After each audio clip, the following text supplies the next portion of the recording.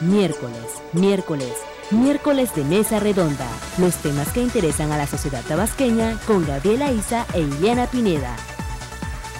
Comenzamos.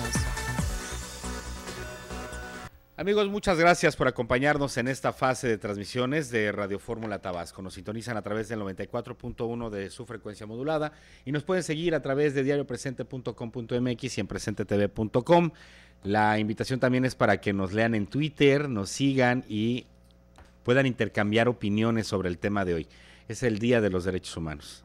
Es 10 de diciembre y por ello hemos convocado pues especialistas en el tema, al staff de la Comisión Estatal de Derechos Humanos y una visita muy especial con don Ángel Luis Ortiz Monasterio, quien es delegado regional de la Comisión Nacional de Derechos Humanos aquí en Tabasco y una persona, un agente con muchísima experiencia en el ámbito nacional e internacional en diversas ramas.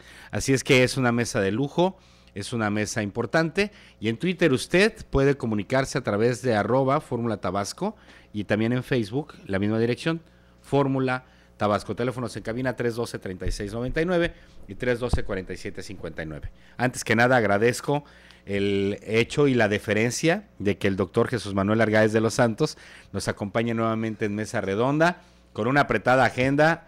Ahora sí, le tuvimos que corretear, doctor, literalmente. Con mucho gusto estamos aquí, es un verdadero honor el poder compartir esta mesa con todos ustedes y como acertadamente decía don Luis Ortiz Monasterios, estar en el lugar de los hechos, porque pues aquí estamos en medio de la crónica del diario Presente, que en esta hemeroteca donde pues se guardan los acontecimientos de relevancia de la entidad. Estoy viendo algunos periódicos de los años 70. Hace 55 años. Es maravilloso estar aquí, la verdad. Hay 55 años de historia aquí, que dan cuenta no solamente de Tabasco, sino pues de el país y del mundo. Es una... Claro. A ti que te encanta leer, o a los que nos encanta leer, digo, te hice un clavado. Nada más, por pura curiosidad, tengo unas cosas maravillosas, mi querido. No, sin lugar a dudas. Así que es un privilegio el estar aquí en esta mesa redonda, en un día tan importante como es el Día Internacional de los Derechos Humanos. Y agradecerte también el que hayas convocado a tu staff, Manuel, a Raúl Izquierdo Castillo, que es primer visitador de la Comisión Estatal de Derechos Humanos, a Pamela Herrera, secretaria técnica del organismo, a Pedro Federico Calcáneo Argüelles, que es secretario ejecutivo, y bueno, la deferencia con don Ángel, porque quiero ser claro, yo pensé que ya no le íbamos a hacer, que no íbamos a hacer la entrevista, que no lo íbamos a lograr, porque tenía usted muy apretada la agenda. Pero don Luis Ortiz Monasterio. Aquí lo que queda muy claro es que la opinión pública manda. Sí, sí se puede. Opinión pública manda y un medio como este, de privilegio, sí, no, definitivamente preside y precede. Estoy aquí con muchísimo gusto y la verdad es que yo siempre he creído que el servidor público tiene que estar en contacto con la opinión pública. Qué bueno. Qué mejor que por un medio tan incisivo, tan prestigiado como son ustedes. Así es que me siento muy bien aquí en Radio Fórmula, en Presente, me siento muy en casa. Esta es su casa. Muchísimas gracias. Desde 1950 se crea este día, Manuel.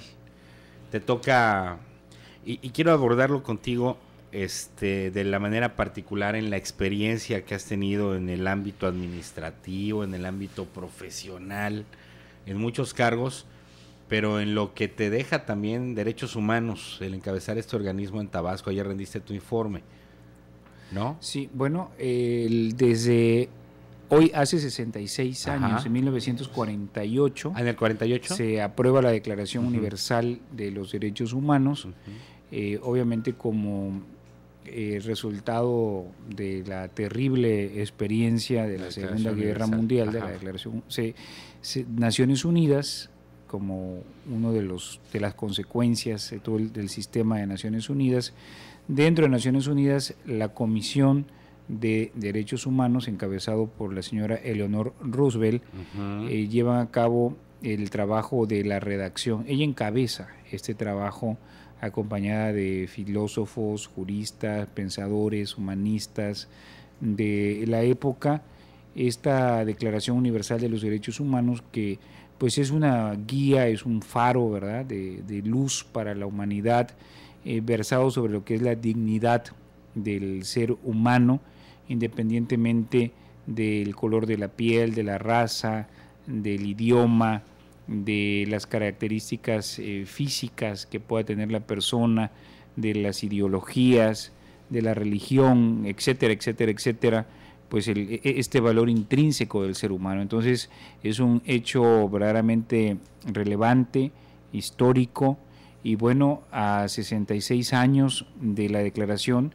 pues es importante revisar cuáles son los retos que nosotros tenemos. Ayer, efectivamente, como bien señalabas, en el informe que por facultad de la ley, por mandamiento de la ley, nos toca rendir, nosotros establecíamos que en lo que va del periodo del 1 de diciembre de 2013 al 30 de noviembre del 2014, la Comisión emitió 200 recomendaciones y también emitió 835 propuestas de conciliación.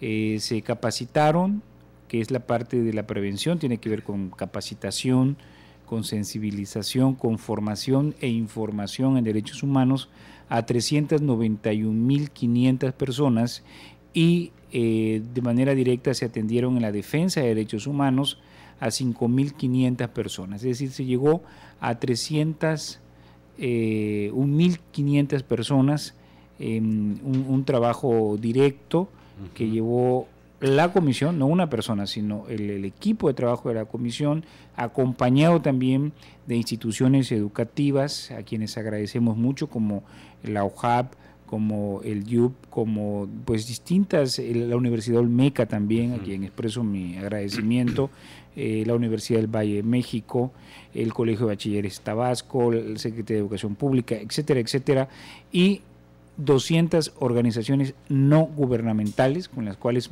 muchas de ellas tenemos convenios de colaboración, con otras no, pero lo más importante es el trabajo directo con la sociedad civil organizada en todo el territorio tabasqueño. Entonces, realmente me parece muy oportuno que pues el día también del defensor de derechos humanos, que fue el día de ayer, sí, y en vísperas de la Declaración Universal, de la conmemoración, pues el Congreso del Estado nos haya citado a comparecer y a un ejercicio republicano, un ejercicio democrático, en el que estamos completamente de acuerdo, que es en la rendición de cuentas, ¿no? Finalmente, el poder señalar qué es lo que estamos haciendo con el mandato que la soberanía nos ha encomendado. Bien.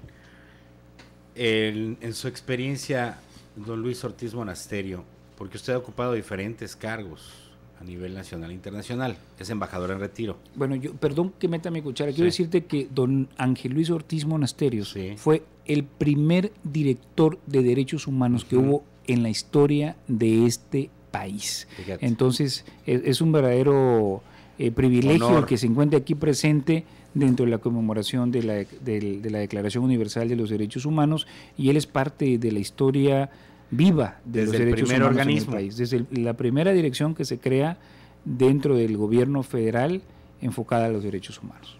¿Qué experiencia le ha dejado esta parte de los derechos humanos, independientemente de todo lo que ha hecho en su vida? Es notable, perdón, don Gabriel, de verdad, es notable ver, primero que nada, que la perspectiva es un arma muy importante para poder evaluar cómo van los derechos humanos en México. El hecho de recordar cómo era nuestro país en 1988 y cómo es nuestro país hoy, la gran diferencia que existe en muchos temas, fundamentalmente, si no fuera por esta interrupción abrupta de esta línea de avance en derechos humanos que se dio a partir del 2006, fundamentalmente por la decisión que se tomó de confrontar en forma bélica al crimen organizado, yo siento que hoy por hoy estaríamos rindiendo muy buenas cuentas a los mexicanos. Pero nadie puede negar que la historia se impone y vivimos una época de enorme conflictos desde el punto de vista social, político, económico, precisamente por esta guerra que ni siquiera es nuestra, es una guerra de los grandes productores y los grandes consumidores, que México simple y sencillamente es un centro de paso. Así es que yo siento que nos podemos remitir a 88 para pensar cómo era México en esa época. Realmente la Comisión Nacional de los Derechos Humanos, que se crea 2 años después, es una institución todavía muy influenciada, muy influida por las necesidades que teníamos los mexicanos a partir de la Guerra Fría. Nacimos nosotros en la Guerra Fría, plena Guerra Fría. En el 88 todavía estaba el muro de Berlín. Sí, claro, estaba por caerse. Por caer. Y esto es muy interesante porque simple y sencillamente la creación de la CNDH y la explosión para bien de muchísimos organismos a nivel estatal, entre ellos sobresaliendo la Comisión Estatal de Derechos Humanos de Tabasco, se dio en un momento de explosión. 21 años, ¿verdad? 21, exactamente. 22 cumplimos ahora. 22 en 2000. En febrero del 2000. En febrero de 2015. Es decir, unos 2 años después que nosotros, se crea la Comisión Estatal de Derechos Humanos para bien, ahora también representada por un equipo espléndido, de verdad, me siento muy orgulloso de ser amigo de ellos. Pero aquí yo siento que yo invito a una reflexión alrededor de este día en el tema de cómo eran los derechos humanos antes, cómo son ahora, y lo más importante, cómo van a ser los derechos humanos hacia el futuro. Yo creo que es un buen momento para recordar la historia, hay que revisarla, hay que repasarla, pero también tenemos que hablar mucho sobre cómo van a ser los derechos humanos hacia el futuro, qué podemos percibir, qué podemos otear. Porque de repente, como dice usted, se crea el organismo, en 2006 hay un cambio abrupto. ¿Qué podríamos esperar con todos los movimientos que hay hoy a nivel nacional? Hay una serie de manifestaciones, hay una sinergia, hay una serie de elementos que nos permiten indicar que a lo mejor la sociedad va a manifestarse de otras formas. Definitivamente, y yo siento que será el subproducto positivo de esta crisis, en el sentido de una maduración acelerada de la opinión pública. Eso es muy bueno. Es muy participación bueno. Constante. Dentro de todos los dolores, son los dolores de parto de un nuevo pacto social.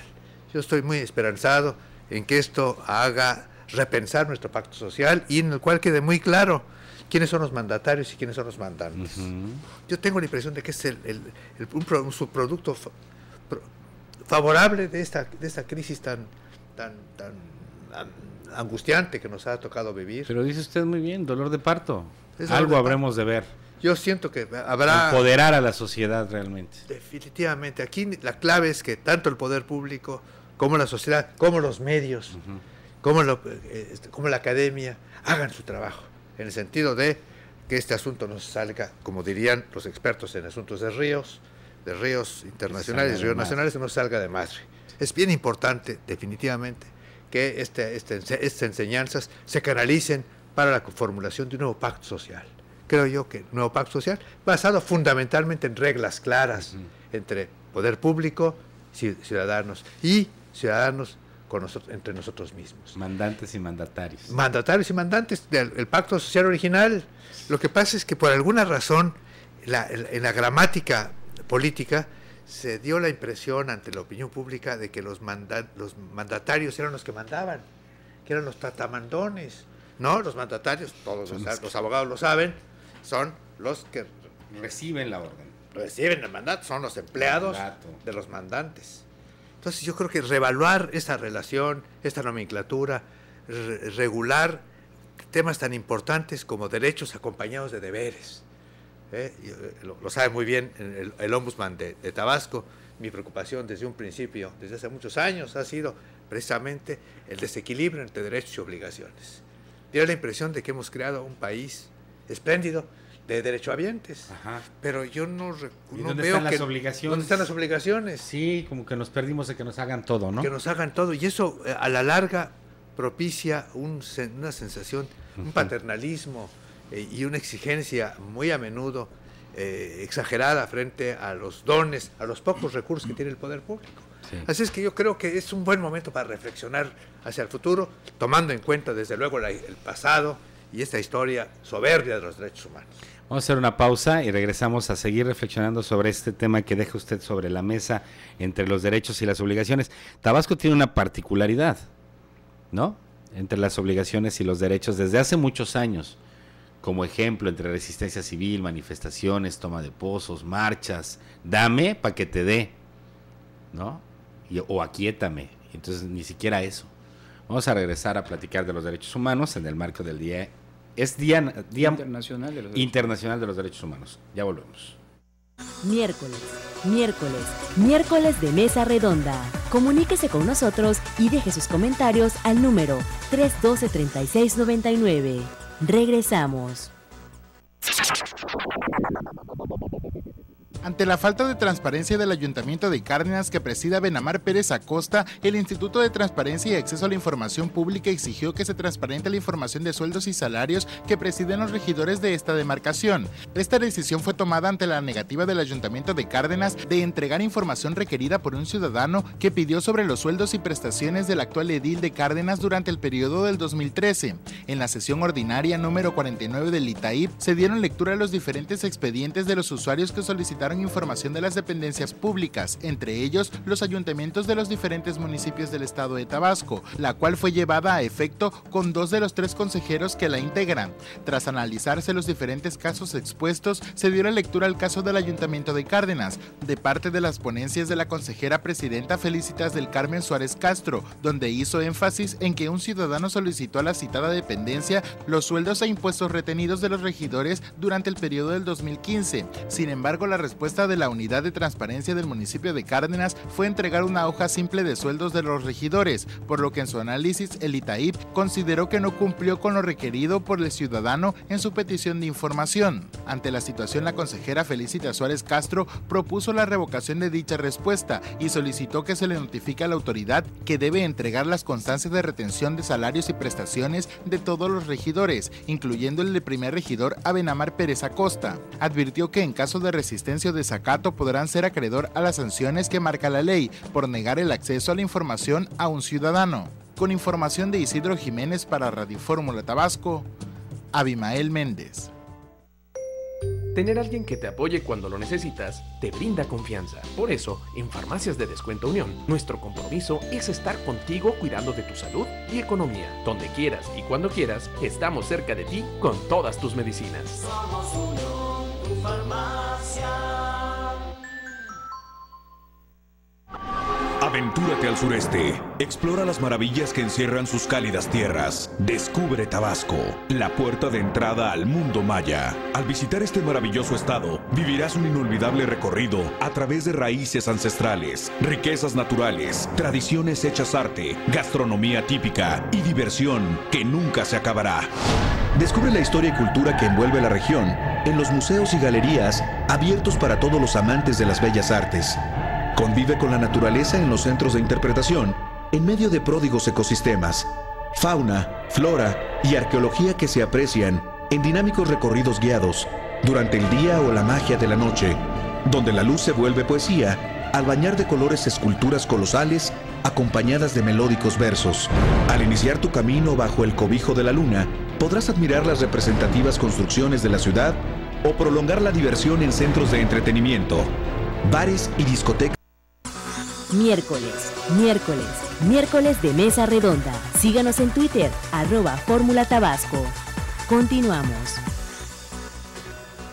Muchas gracias por acompañarnos en la Mesa Redonda de los miércoles. El tema, Día de los Derechos Humanos. Nos acompañan el licenciado Ángel Luis Ortiz Monasterio, delegado regional de la CNDH en Tabasco, embajador en retiro, el doctor Jesús Argáez de los Santos, presidente de la Comisión Estatal de Derechos Humanos, Jesús Manuel Argáez de los Santos.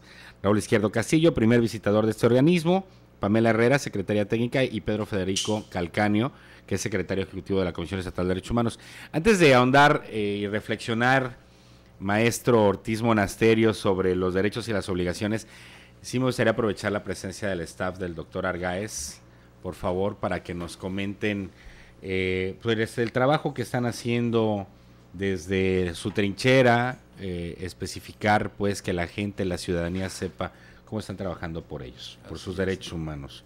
A ver, primer visitador, escuchamos, Raúl. Sí, señor. En la primera visitaduría de la Comisión Estatal de los Derechos Humanos, estamos encargados de la supervisión de los distintos centros penitenciarios del Estado, entre ellos el CRECET de aquí de Villahermosa, Cárdenas, Comalcalco, Paraíso, Huimanguillo, Macuspana y Tenosique. Son los centros de reinserción social con que cuenta el Estado de Tabasco. Aparte de eso, también supervisamos las cárceles municipales. y los centros de internamiento para adolescentes. Periódicamente nosotros estamos visitando a esos centros a manera de dar audiencias y estar en contacto con todos los internos. Las audiencias las ocasionamos en el área adentro de los centros penitenciarios para los efectos de que oportunamente cualquier interno pueda llegar hacia nosotros y poder en un momento dado explicarnos cuáles son sus problemas, si se le está violentando sus derechos, no únicamente por las autoridades penitenciarias, sino también por otras autoridades, ya sea agente del Ministerio Público, Policía de Investigación, Secretaría de Seguridad Pública, toda clase de autoridad estatal. También nosotros escuchamos a los internos en cuanto a otros problemas que no son de nuestra competencia, por decir algo, los asuntos que emanados de autoridades federales. En estos casos, por ejemplo, cuando son de autoridades federales, lo turnamos inmediatamente a la Comisión Nacional de los Derechos Humanos a efecto de que ellos continúen con la investigación y oportunamente resuelvan lo que proceda. Ahora bien, cuando es un asunto que no es pues que sea de otras instancias en donde no se pueda iniciar una petición o queja, se la turnamos a la instancia que corresponda, los orientamos, le decimos de qué manera lo pueden resolver y si es necesario acompañarlos hasta el lugar de los hechos, nosotros acudimos hasta allá y así sucesivamente. Por otro lado, también acuden a la dirección de petición de ahí de la comisión, asuntos relacionados con sistemas penitenciarios y que son ellos los que nos apoyan bastante. La dirección de quejas nos está apoyando mucho porque pues desde luego nosotros en la primera visitaduría le damos seguimiento a los expedientes y pues hay ocasiones que no nos da tiempo de estar constantemente con ellos, pero sí a través de sus visitadores adjuntos nos acompañan. Entonces eso, pues, ahí trabajamos coordinadamente y continuamos con todo tipo de trabajos. También, por otra parte, cuando hay asuntos que no es de nuestra competencia, por ejemplo, en el caso de quejas en contra de servidores públicos del Tribunal Superior de Justicia, también hacemos lo mismo, le recibimos sus peticiones y oportunamente se las turnamos al Tribunal Superior de Justicia a efecto que posteriormente se la envíen a la ¿cómo se llama? A Consejo de la Judicatura. Y de allí ellos se encargan de darle seguimiento como si tuviéramos nosotros trabajando. Así es, señor. Pero en automático trabajan entre así trabajando. Los trabajadores del Poder Judicial. Claro que sí, porque no podemos nosotros conocer de asuntos relacionados con el Tribunal Superior de Justicia. Como con los militares, ¿no? O con los así militares, es también. Manuel. Con los militares, la Comisión Federal de Electricidad, el Instituto de la Conagua, los federales. Tenemos un convenio ahí con la CNDH. Ajá. Podemos iniciar quejas, pero se envían a la CNDH. Pero se envían directamente a la Comisión Nacional de Derechos. Y viceversa. Así es. Ustedes sí hacen observaciones sobre militares, definitivamente, empleados del Poder judicial, etcétera. Ya, aquí tenemos que ser muy cautos por lo que respecta a los casos que se encuentran en subyúdice, los que se encuentran bajo un proceso judicial. Tenemos que ser muy cautos en el sentido de que no podemos invadir otro poder. Claro. Definitivamente. No, pero las reglas son muy claras de convivencia entre nosotros, de colaboración, y en el caso de Tabasco, pues la verdad que es ejemplar la colaboración entre los dos organismos, en el cual nos apoyamos mutuamente y los que salen ganando son nuestros nuestros ciudadanos, nuestros quejosos. Pues es que es de lo que se trata, ¿no? Eso es lo importante. Aquí lo importante no es ser muy celosos en el tema de que a quién le toca. Lo importante es poder apoyar a los quejosos, apoyar a los ciudadanos. Esa es nuestra prioridad. Las víctimas de los delitos, las víctimas de la intolerancia, las víctimas de los excesos del poder público. ¿Qué es lo que hace el secretario ejecutivo de la Comisión de Derechos Humanos, Pedro Federico Calcaño Argüelles? Es una pregunta interesante y a la vez un tanto compleja de contestar. Creo que habría que hacerlo partiendo de cómo ve la gente a los derechos humanos y qué es lo que espera de los derechos humanos, qué siguen los derechos humanos, para entender a veces alguna de las funciones que realiza la comisión. De tal manera que al interior de la comisión las áreas se dedican a atender necesidades en derechos humanos que la sociedad reclama.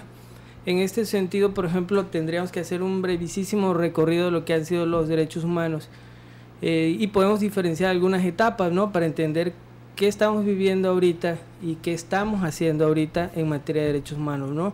Así podríamos identificar una primera etapa que se luchaba porque existieran instituciones defensoras de derechos humanos, se crearon las instituciones, de ahí el reto pasó a ser que la sociedad me conozca como institución, se creó formalmente, se creó en el papel, pero frente a la sociedad pues no lo sabía, la población civil no lo sabía.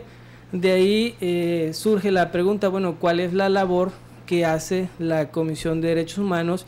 Se empieza a tener mayor presencia de expedientes, de quejas y consecuentemente a emitir más propuestas y más recomendaciones.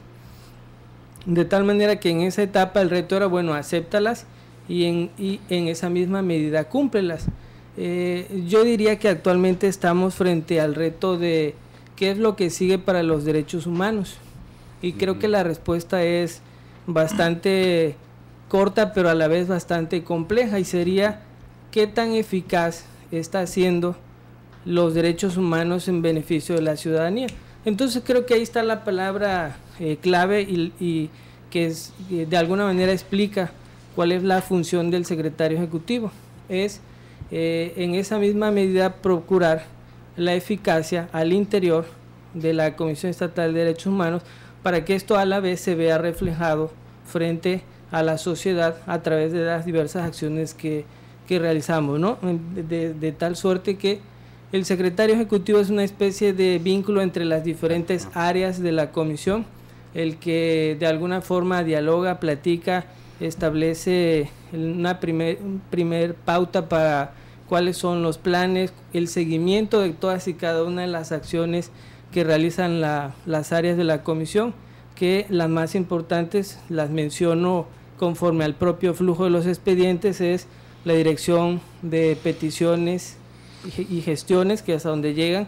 Tenemos 3 visitadurías operando actualmente, la primera visitaduría que la encabeza don Raúl, la segunda visitaduría que la encabeza el licenciado Trinidad Romero, que se encarga primordialmente de víctimas del delito, abuso del poder y indebida función pública, y la tercera visitaduría que la encabeza la licenciada Elsie Guadalupe Domínguez, que se dedica principalmente a ver los grupos vulnerables, y tenemos un área muy importante y sustancial en materia de promoción y capacitación que la encabeza la licenciada Pamela, de tal manera que lo que hace el secretario ejecutivo es poder entrelazar la necesidad que refleja la protección y defensa, es decir, si hay una incidencia en algún determinado tema en violación a derechos humanos, relacionarlo con la labor que realiza la Secretaría Técnica. Perfecto. En materia de capacitación. Bien, tengo que hacer una pausa porque también hay patrocinios, y para ahondar ya en el tema, en la reflexión, para platicar posteriormente con Pamela Herrera, como secretaria técnica, lo que hace en la particularidad, y después quedarnos a la reflexión y el análisis con el doctor Argáez y don Luis Ortiz Monasterio. Ya volvemos. Miércoles de Mesa Redonda. Comuníquese con nosotros y deje sus comentarios al número 312-3699. Regresamos. En Tabasco, casi 2 de cada 10 ciudadanos están afiliados a algún partido político, lo que supera con mucho el promedio nacional de la militancia partidista, comparado con el total de la población. Según datos del Instituto Nacional Electoral, 18 de cada 100 tabasqueños están inscritos a algún partido político. En toda la República, el promedio es de 7 de cada 100 ciudadanos militantes. Conforme a información obtenida mediante solicitudes de transparencia y en información actualizada hasta marzo de este año, indica que Tabasco ocupa el primer lugar nacional de ciudadanos con alguna militancia, con el 18.6%. Lo siguen los estados de Guerrero con 16.3%, Morelos con 12.6%, Sinaloa con 10.6% y el Distrito Federal con 9.9%. En contraste, los estados en los que se registra el menor porcentaje de población afiliada a un partido son Guanajuato y Jalisco, con 3.7 y 3.8% respectivamente. Los datos muestran que el partido en el que más tabasqueños están inscritos es el PRD, con 147.194 militantes. Le siguen Morena con 130.287 y el PRI con 108.352. El partido con menor militancia en el estado es el PAN, que cuenta con apenas 1.994 inscritos en Tabasco. Este partido depuró su padrón el año pasado y recientemente estuvo a un paso de perder el registro al quedar muy cerca del mínimo exigido.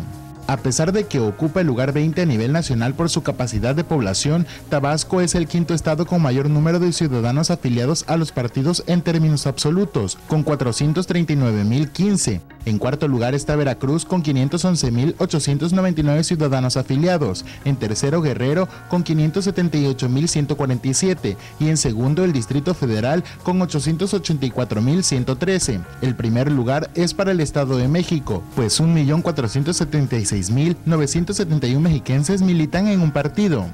Sin embargo, en relación a la población total, el porcentaje de mexiquenses afiliados a un partido político es del 8.8%, 10 puntos porcentuales menos que en el caso de Tabasco. Con información de Agencia CID para Radio Fórmula Tabasco, Abimael Méndez.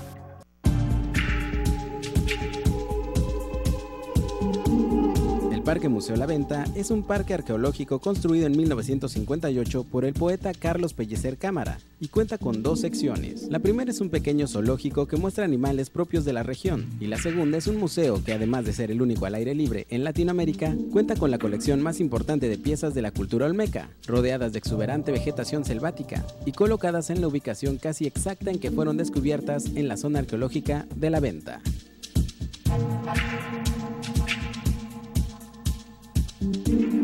El museo también cuenta con más de 150 especies de flora de importancia ornamental, medicinal, maderable y comestible. Aunada a la exhibición arqueológica, el Parque Museo La Venta incluye un área zoológica que cuenta con un total de 421 especies de animales vivos, distribuidos en 8 áreas denominadas felinos mayores, felinos menores, pantanos, mamíferos, aviario, tucanal, monos y herpetario.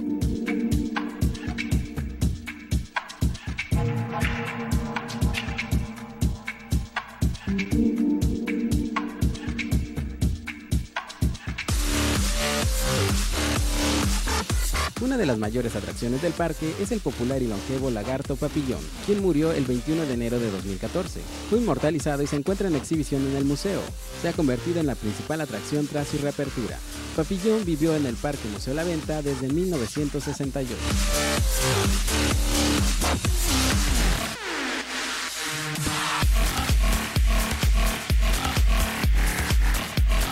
Villahermosa, 400. Miércoles de Mesa Redonda. Síganos en Twitter, @Fórmula Tabasco. Continuamos.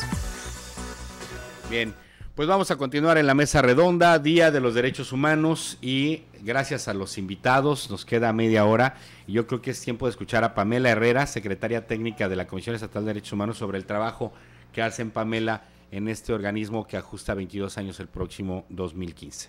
Bueno, pues el trabajo que hace la Subsecretaría Técnica básicamente va encaminado a lo que es la promoción y difusión de los derechos humanos. Sí. Esto lo hacemos a través de capacitación. Tenemos diversos tipos de capacitación. Obviamente trabajamos con varios grupos, sobre todo los grupos vulnerables como los niños, mujeres, personas con discapacidad, personas con VIH-Sida, migrantes, y bueno, Independientemente de esto, también trabajamos con los servidores públicos, con los militares, con los policías, policía de investigación, trabajamos también con los servidores públicos de diferentes instituciones. Quiero comentarte que las capacitaciones que ofrece la comisión son gratuitas. Algunas capacitaciones nosotros las ofrecemos y en otras, bueno, nosotros damos la capacitación. Obviamente cuando ya hay una recomendación, alguna queja, nosotros complementamos esa parte ofreciendo la capacitación para poder concluir con la recomendación. ¿Sí? Por ejemplo, en este año trabajamos mucho lo que es el tema de la violencia escolar. Trabajamos principalmente en las escuelas del municipio de Centro, independientemente de que trabajamos también en todo el estado, pero principalmente en el municipio de Centro, ya que, bueno, es el municipio con mayor población y es donde hay un poquito más de violencia en las escuelas. Y es ahí donde estamos atacando. Fíjate, pues sí, con los chavos, ¿no? Así es. Empezar a cultivar esas plantitas. Nos decía el maestro Ortiz Monasterio que tuvo una experiencia, ¿no? Con los niños, con los chavos, que le recitaron los derechos, sus derechos de pe a pa y de memoria. Definitivamente. Nos la puede compartir al aire porque esa la platicamos fuera del aire. Con muchísimo gusto. La verdad es que como mis compañeros, mis colegas en derechos humanos, vamos a cualquier lugar donde nos invitan. Sí. Yo voy a Princeton a dar una conferencia sobre derechos humanos, o voy a la escuela de mi nieta, que en esa época tenía 5 años. Me invitó a su escuela, la directora, para que habláramos de derechos humanos, y yo lo primero que hice fue, ante este grupo de niños, fue preguntarles a ellos si sabían de derechos humanos y que sabían de derechos humanos. Y todos levantaron la mano y todos opinaron sobre sus derechos. Se los sabían de memoria, todos. No les faltó uno solo. Pero llegó el momento en que les dije, bueno, muchachos, me da mucho gusto, son unos expertos en derechos. Dígame, ¿cuáles son las obligaciones? Sí. ¿Saben algún deber? Sí, porque para exigir somos muy buenos, ¿no? Pero para dar qué. Silencio en la noche. Ajá. Entonces me tomé la libertad de sacar de mi portafolios un pequeño semáforo, de esos de trenes Lionel, donde está la luz verde y la luz roja, y les pregunté a los niños si sabían qué era la luz verde y la luz roja. Me dijeron, claro que sí, la luz roja es para parar y la verde es para avanzar. Dije, esos son los derechos humanos. Para que unos avancen, unos tienen que hacer el alto y otros tienen que circular. Porque si no cumplimos nuestras obligaciones, estamos violando los derechos de otros. Claro. Y si violamos los derechos de otros, les decía una cosa, les recuerdo que Juárez habló del respeto al derecho ajeno, es la paz, no el respeto a los derechos míos, es la paz. No, el respeto al derecho ajeno. Entonces yo tengo la impresión de que eso nos habla de una nueva etapa de los derechos humanos por venir. La primera etapa creo que se ha cubierto en forma espléndida a nivel nacional, que es el tema de los excesos del poder público. Sí. Yo creo que ya hay una conciencia muy clara de que el poder público tiene que allanarse a sus obligaciones nada más. Y ahora iremos a una etapa superior en la cual, por un lado, se hable permanentemente sobre derechos y obligaciones con objeto de que sea recíproco y de que esto sea funcional y de que esto sea la base de un nuevo pacto social en el cual el Estado sabe hasta dónde llegan sus derechos y cuáles son sus obligaciones. Y el ciudadano lo mismo. Igual. Eso va a funcionar en los matrimonios. Para los que tenemos 40 años de casados, sabemos perfectamente bien que sin reglas claras, eso no funciona. Sí. Todo, nuestras escuelas. Tienes derechos, pero tienes obligaciones. Yo creo que va a ser muy importante esto. Y yo creo que esta será una etapa nueva de los derechos humanos, que estoy segurísimo va a culminar con éxito en nuestro país. Sí, porque no sé si llegamos a la falsa percepción de que los derechos están por encima de todo. Sí, pero también las obligaciones. Yo creo que hay que recordar que tenemos eso, Manuel, pendiente, porque como que se salió un poquito de control. Incluso se llegó a decir que los llamados de derechos humanos eran llamados a misa. Sí, bueno, los derechos primero que nada no son absolutos. Tienen límites y esos límites son los derechos de otras personas, las afectaciones que se pueden producir a terceros. Y obviamente que en este sentido tiene que haber una conciencia de lo que es una cultura de la legalidad o lo que se conoce hoy en día como responsabilidad social. es decir, que hay derechos, pero que también hay obligaciones que tenemos que asumir como ciudadanos, y que así como es completamente válido y necesario la exigencia del cumplimiento de los derechos, también el de la plena conciencia de las obligaciones que tenemos como ciudadanos y en los distintos ámbitos y deberes en los que nos desempeñamos en nuestra sociedad. Entonces, en este sentido se tiene que consolidar una cultura de respeto a los derechos humanos, es hablar de eso precisamente, de una cultura que implica derechos, pero que también implica obligaciones que tenemos que cumplir y que hoy en día pues son fundamentales, ¿no? No solamente es recibir, sino también dar la parte que como ciudadanos nos corresponde hacer para que haya pues un pleno y efectivo goce de los derechos y una construcción efectiva también del Estado de Derecho. Por otra parte, con la reforma constitucional de 2011 y las locales de 2013 y 2012, se establece que ante las recomendaciones que emiten las comisiones de derechos humanos, si no se cumplen o si habiéndolas aceptadas no se cumplen, entonces pueden llevarse a cabo a solicitud de la comisión ante el Congreso la comparecencia de los funcionarios públicos que no las hayan acatado o que habiéndolas aceptado no las hayan cumplido. Y allí es un ejercicio muy importante porque finalmente cuando una comisión de derechos humanos emite una recomendación es porque ha demostrado a través de una investigación técnica y jurídicamente hablando que hubieron violaciones en materia de derechos humanos, porque logró demostrarse en el expediente, en lo que algunos llaman la verdad legal, que hubo esa violación a los derechos humanos. Entonces será muy interesante poder escuchar al servidor público recomendado por qué no ha querido aceptar o no ha cumplido con esa recomendación. Ampliamos después de la pausa. Está interesante el tema. O sea, ya hay una obligatoriedad, digamos, u otra figura que obliga a que expliquen qué es lo que sucedió. Hacemos una pausa, volvemos. Miércoles de Mesa Redonda. Comuníquese con nosotros y deje sus comentarios al número 312-3699. Regresamos. Bueno, en estos momentos nos encontramos aquí en la casa editorial de GPM.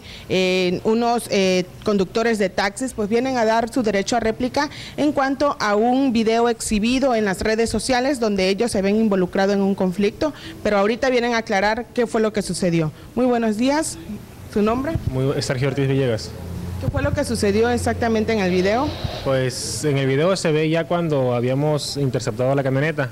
Estaba mi compañero y yo. Me di cuenta, el otro compañero se le atravesó adelante y yo hacia un lado y él atrás, ya no salía. Lo que pasó pues, anteriormente fue que el conductor de la camioneta me accidentó en Avenida Universidad. Posteriormente se dio a la fuga. Se fue. Lo venimos a alcanzar acá a la altura más o menos de la pirámide, un poco más atrás.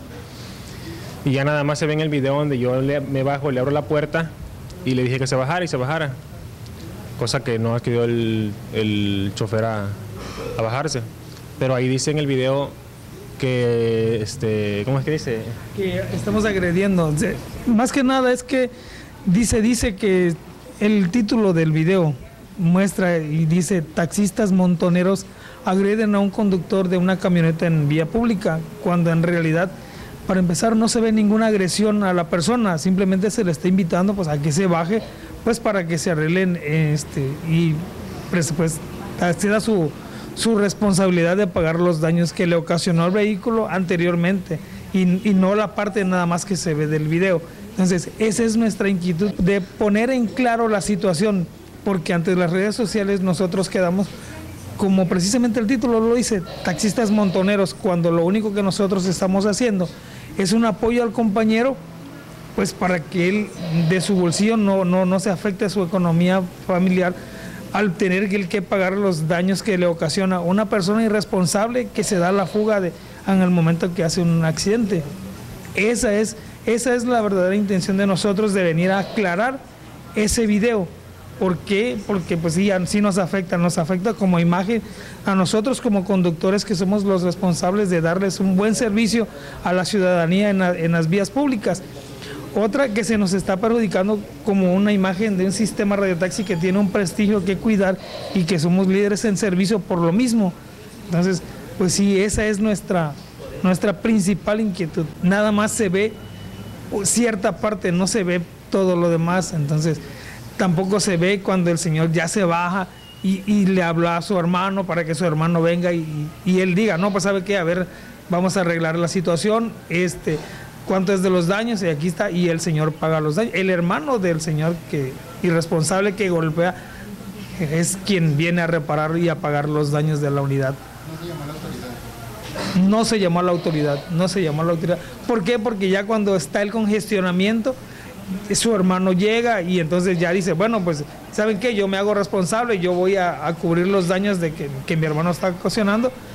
Se desocupa la vía pública y se llega al arreglo y listo. Al final de cuentas llegaron a un arreglo en el lugar, ¿no? Así es, en el lugar. No en el lugar de los hechos, sino en el lugar donde ya se le da alcance a él y ya no pasa nada, pero pues tampoco eso sale en el video, nada más se muestra pues la cierta parte que sí nos afecta a nosotros como servidores públicos y como conductores del sistema radiotaxi. Es más, somos conductores de la unidad 1626, que es la que aparece en el video. Se ve exhibida la unidad pues en el video. Miércoles de Mesa Redonda. Síganos en Twitter, @Fórmula Tabasco. Continuamos. Muchísimas gracias por acompañarnos en la mesa redonda de hoy con el tema de los derechos humanos. Estamos en la fase final, la fase de las reflexiones, la fase del análisis, y pues han dicho cosas muy importantes referentes al avance que hemos tenido. Nos decía fuera del aire don Luis Ortiz Monasterio cómo ha avanzado la humanidad, cómo se tomaban antes las decisiones, todo lo que hemos logrado, que hoy tal vez las nuevas generaciones no lo saben, no lo valoran, pero pues no lo saben porque no se les enseña.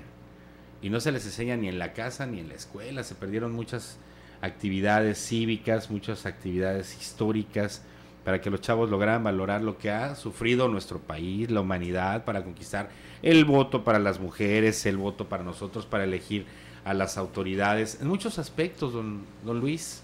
Definitivamente se nos olvida la historia fácilmente. Hace unos días se celebró el centenario de la Convención de Aguascalientes, fundamental para los derechos humanos.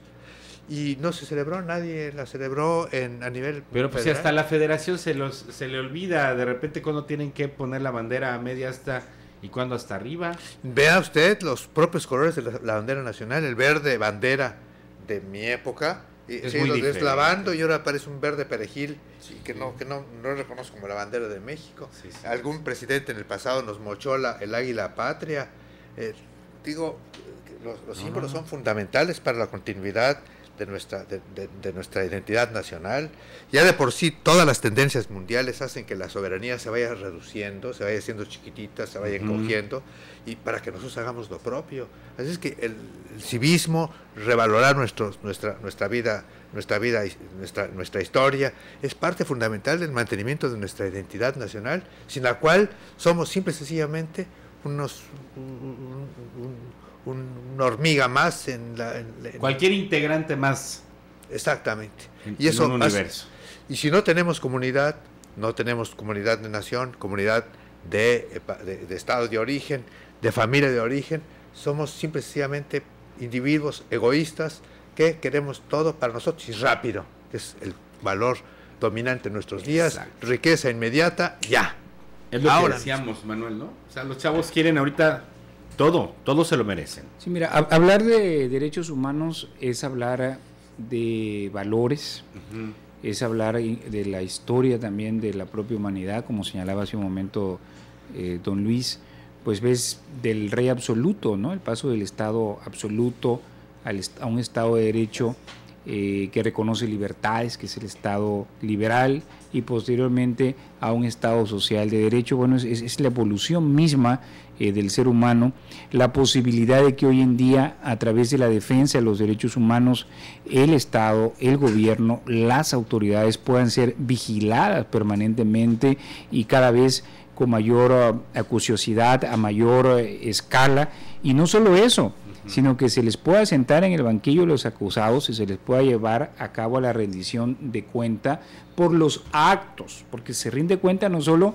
cuentas económicas y financieras del manejo de los recursos públicos económicamente hablando, sino también de la forma en cómo se ejerce el poder público. Entonces, esta enorme posibilidad que se hable con los derechos humanos de que cualquier servidor público pueda ser llevado al banquillo de los acusados, tanto en las comisiones estatales como en los tribunales internacionales, de manera concreta la Corte Interamericana de Derechos Humanos, bueno, pues es verdaderamente un paso gigantesco en la defensa del ciudadano, del hombre, frente al Estado, ¿no? Frente a los actos de autoridad. Entonces, los derechos humanos son esta posibilidad que tenemos de un ejercicio efectivo por parte de la autoridad, de la posibilidad de que haya un acceso pleno a la justicia, ¿no? Entonces, me parece que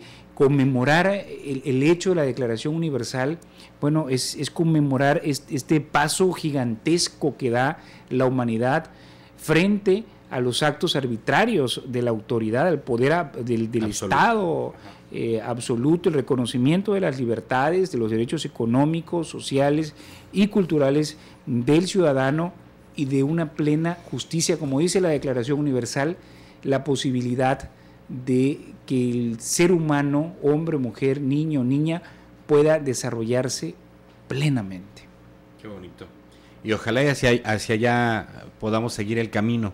Digo, hay cosas tan básicas, como decía usted, el pensamiento de Benito Juárez, del respeto al derecho ajeno, que es la paz. Y el fíjate, respeto a los terceros, desde ahí empieza, digo, es básico. Y fíjate la grandeza de Juárez, dice, el derecho ajeno, o sea, no es el respeto a mis derechos. Empieza por respetar a los demás, ¿no? Ajeno. Entonces, allí va intrínseca, ¿no? Esa la grandeza. Señorita Susana, ¿quiere usted opinar? Habla de la generosidad, de la generosidad y la grandeza. Y de la visión. Y de como la visión, ser humano. Del sentido del futuro. ¿Levantó la mano? ¿No? Ah, perdón.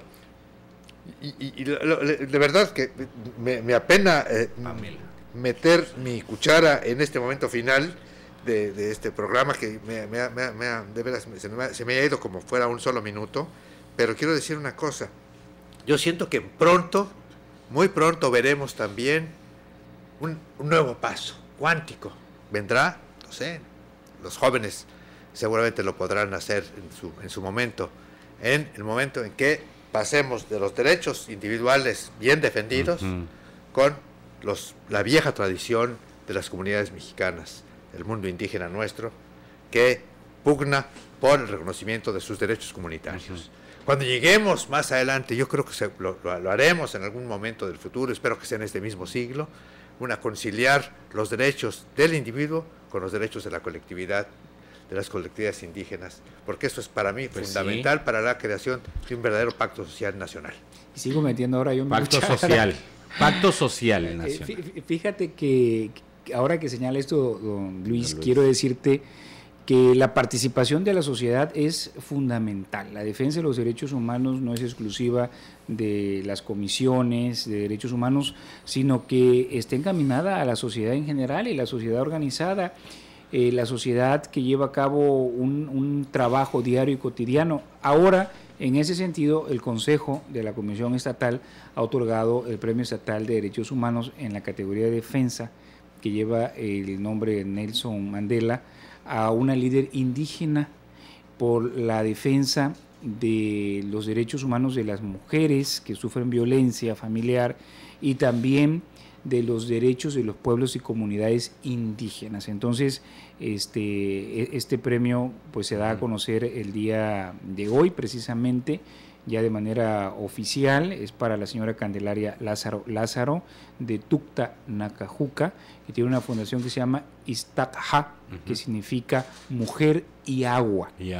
Y el premio que se da en la categoría de solidaridad humana es para el señor Alan Contreras, que está allá en la frontera sur, en Tenosique, desde hace muchos años trabajando a favor de los derechos humanos de las niñas, de los niños, hombres y mujeres que viven con VIH-Sida. Mira qué bien. Y en el caso de libertad de expresión, que lleva el nombre de la señora Gabriela Gutiérrez Lomasto, es para el destacado periodista Víctor Manuel Sámano Labastida, que él siempre está analizando asuntos relacionados con el tema de derechos humanos de manera muy constante, muy periódica, es un conocedor del tema y desde su particular estilo periodístico siempre está haciendo análisis e investigación respecto al tema de derechos humanos.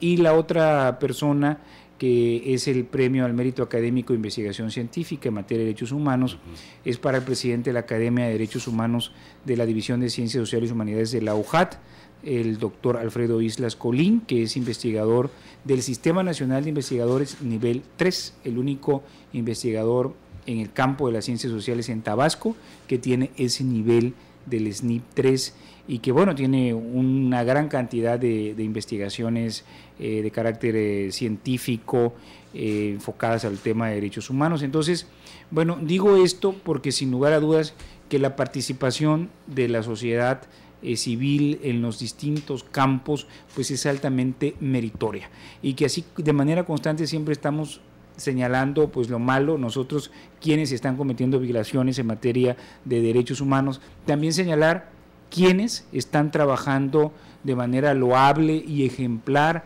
desde su campo de acción el tema de los derechos humanos. Entonces yo no quería dejar pasar este programa sin mencionarlos y pues reiterar el reconocimiento del Consejo de la Comisión Estatal a estos defensores de derechos humanos. Perfecto, mi querido Manuel. Maestro Ortiz Monasterio, aprovechando su estancia, que es la primera vez que participa, porque al año yo creo que con Manuel nos echamos unas 6 mesas redondas o más, siempre lo convocamos, lo invitamos y muchas gracias siempre por apoyarnos con la opinión de la comisión que presides, que encabezas, Manuel, muy acertadamente. Pero quisiera también quedarme con una reflexión con el maestro Ortiz Monasterio de Tabasco y los derechos humanos, hoy que usted está radicando aquí en el Edén, después de haber recorrido gran parte del mundo, Irán, Afganistán, me decía usted, pues nada más su reflexión sobre Tabasco. Bueno, la verdad es que ha sido para mí una culminación de carrera espléndida. Estoy en los últimos meses, semanas, dependiendo de la decisión que tome el nuevo presidente de la Comisión Nacional de Derechos Humanos, pero estoy a puertas de pasar a la vida civil, en la cual estoy seguro que habrá mucho que hacer y estoy preparado para eso. Pero la verdad es que me llena de entusiasmo haber estado en Tabasco, estar en Tabasco ahora, en virtud de su naturaleza totalmente singular. Un estado que tiene una tradición laica notable, que hace que las cosas se vean en forma distinta, que mucho más neutral que en muchos otros estados de nuestro pacto federal. Por otro lado, es un estado que tiene una enorme diversidad en todos los campos, incluyendo el religioso. Hace unos pocos días estuvimos con líderes religiosos en este estado. Sí. Me di cuenta de que en ese ámbito, inclusive en que otros estados y en otras partes del mundo, es un casus belli entre diferentes puntos de vista de religiosos. Aquí encontramos una enorme colaboración, cooperación entre diferentes creencias que nos hablan de un estado realmente con altos niveles de civilización. Me siento muy orgulloso de estar acá, en este estado, y yo creo que tenemos mucho que aprender del estado de Tabasco. Gracias por ese concepto, maestro Ortiz Monasterio, y por haber venido a la mesa redonda. Aún cuando esté yo jubilado y retirado, si me no, convocan, créame que le molesto. vendré por acá con En serio, gusto. muchísimas Sí, gracias. Gracias, Raúl Izquierdo, gracias, Pedro Calcaño, gracias, Pamela, Manuel Argáez, muchísimas gracias, y sobre todas las cosas a usted por habernos acompañado en la mesa redonda. Hacemos una pausa y continuamos en Radio Fórmula, primera cadena nacional, con Raúl Orbañanos. Fórmula Tabasco presentó Miércoles de Mesa Redonda. Los temas que interesan a la sociedad tabasqueña, analizados por los especialistas más destacados. Gracias por su preferencia.